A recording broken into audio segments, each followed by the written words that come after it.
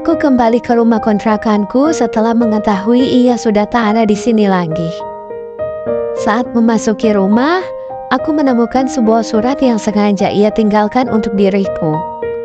Sedikit menghapus air mataku, aku langsung membuka surat itu dan segera membacanya. Teruntuk Jinan, istriku tersayang. Membayangkan saja 1 tahun tanpa dirimu membuatku sangat takut. Kenapa dunia tega memberikan pilihan sesulit ini? Di saat aku kehilangan semua yang aku punya, aku tetap bisa bahagia karena kehadiranmu mampu menggantikan semua hal yang hilang dalam hidupku.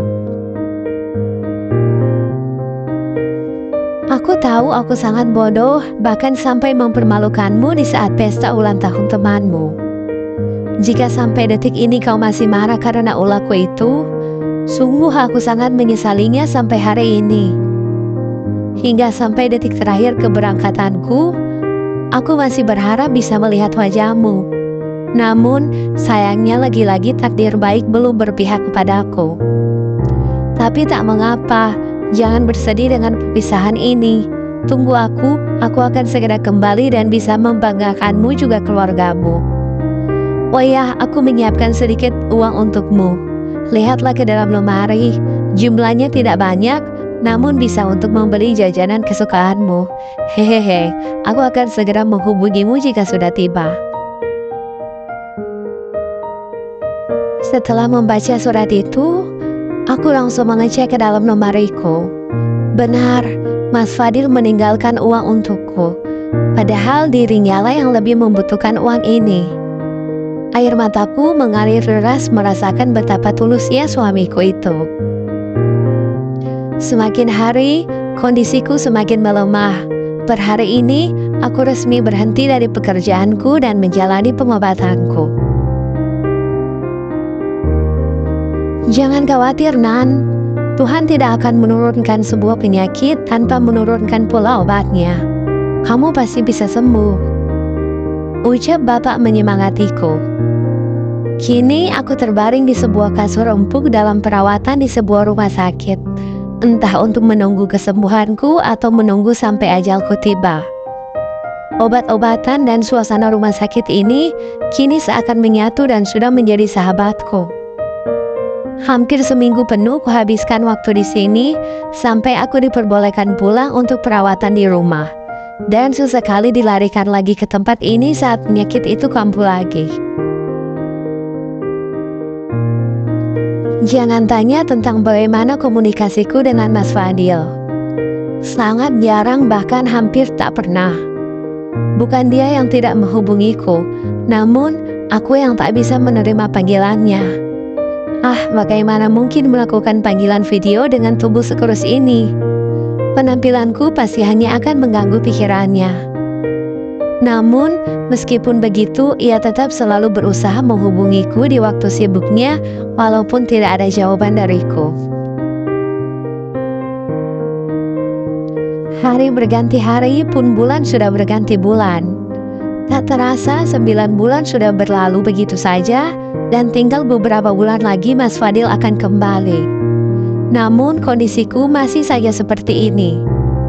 Haruskah aku bersyukur karena bisa bertahan lebih lama dari vonis dokter? Atau apakah ini adalah kesempatan yang diberikan Tuhan untuk bertemu kembali dengan Mas Fadil sebelum aku mati? Entahlah. Aku bahkan kini sudah pasrah setelah sekian lama berobat ke sana kemari, menjalani pengobatan medis maupun tradisional, namun tak membuahkan hasil apa-apa. Mengingat juga keadaan ekonomi keluarga yang semakin berkurang setelah membiayai pengobatanku selama ini yang tergolong tidak murah. Ditambah bapak dan ibu juga sekarang harus ikut membantu membiayai Mbak Ayu dan anak-anaknya selepas suaminya di PHK dari kantornya. Sedangkan Adele, setelah bercerai dengan suaminya, ia hanya mampu bekerja di sebuah perusahaan kecil untuk membiayai dirinya sendiri. Pak, sepertinya aku ingin bercerai dengan Mas Fadil, ucapku yang membuat semua orang di rumah terkejut mendengarnya. Kenapa? Apa Fadil membuangmu setelah kau sakit? ucap Adele yang tak pernah berubah dengan ucapannya. "Adele!" bentak bapak kepadanya. "Loh, ada apa, Nan?" tanya ibu. "Nan, kamu yakin? Fadil satu-satunya harapan keluarga kita untuk membantu perekonomian keluarga. Kamu lupa selama ini kita hidup dengan bantuan uang yang dikirimkan Fadil. Apalagi akhir-akhir ini dia mengirimkan uang yang lebih banyak jumlahnya dari biasanya," kata Mbak Ayu yang selalu saja hanya memikirkan materi dalam benaknya. "Jangan egois, Mbak. Dulu kalian sering menghinanya dan sekarang kalian berharap hidup dari hasil jerih payahnya," tegasku. "Nan, perceraian itu bukan persoalan mudah, semudah membalikan telapak tangan," sambung ibu. "Jika putra ibu memiliki istri yang tak bisa memberikan keturunan, bahkan sakit-sakitan, apakah ibu masih akan rela? Kurasa tidak, Bu. Mas Fadil juga berhak bahagia dalam hidupnya," balasku sambil berdiri dari kursiku dan meninggalkan meja makan. Aku tahu ini keputusan terbodoh dalam hidupku. Aku bahkan tak bisa melupakan sejenak bayangannya dalam benakku selama ini, namun aku nekat memiliki pemikiran semacam ini. Siang ini, cuaca terik matahari terasa sangat panas lebih dari biasanya. Aku tak mempunyai kegiatan lain selain berada di kamar sambil menjelajahi akun sosial media milikku. Dari sana, aku melihat teman-temanku yang bisa jalan-jalan bersama suami dan anak-anak. Pasti rasanya bahagia sekali. Sungguh aku sangat iri dan sangat berkeinginan untuk bisa hidup seperti itu. Lagi-lagi aku hanya bisa meneteskan air mata dan berdoa kepada Tuhan. Aku berharap jika aku tak bisa merasakannya dalam hidupku, setidaknya berikanlah kesempatan pada Mas Fadil untuk merasakan kebersamaan itu, meskipun bukan denganku. Tiba-tiba aku mendengar sebuah suara yang sangat keras. Apa itu? Aku langsung menghapus air mataku dan memeriksa sumber suara itu. Adele, aku melihat ia sedang membongkar sebuah laci di kamarnya Mbak Ayu. "Apa yang sedang kamu lakukan?" "Aku butuh uang, Mbak. Uangku hilang pasti dicuri Mbak Ayu buat beli susu anaknya." "Astaga Adele, kenapa kamu memiliki pikiran seperti itu kepada Mbak Ayu?" "Sudahlah Mbak, jangan munafik. Kita semua butuh uang. Dan Mbak tahu sendiri kan, Kak Dava sekarang sudah tak punya penghasilan lagi untuk menghidupi mereka." Mendengar itu, Mbak Ayu langsung menghampirinya dan terjadilah perkelahian hebat antar keduanya. Keluarga ini sekarang benar-benar kacau.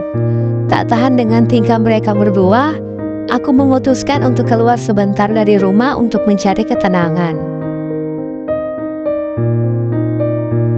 Aku berjalan kaki sejauh mungkin dari rumah untuk menyegarkan pikiranku. Lalu lintas yang padat membuatku sempat berpikir, kenapa aku tak mati saja? Sungguh pikiran bodoh ini bukan hanya terlintas sekali dua kali, bahkan berkali-kali setiap aku putus asa dengan hidupku. Namun, bayangan wajah Mas Fadil selalu saja menjadi penguat semangatku. Aku harus bisa bertahan untuk dapat melihat wajah itu dengan kedua mataku sendiri. Saat terik matahari terasa sangat menyengat kepalaku, tiba-tiba pandanganku sedikit buram. Kepalaku terasa pening, dan sebelum tak sadarkan diri, aku melihat bayangan Mas Fadil yang datang untuk memapah tubuhku yang akan roboh ke jalanan. Apakah ini mimpi? Apa aku berhalusinasi? Atau apakah ini karena telah tiba ajalku, sehingga Tuhan mengirimkan bayangannya untuk memenuhi harapanku untuk terakhir kalinya?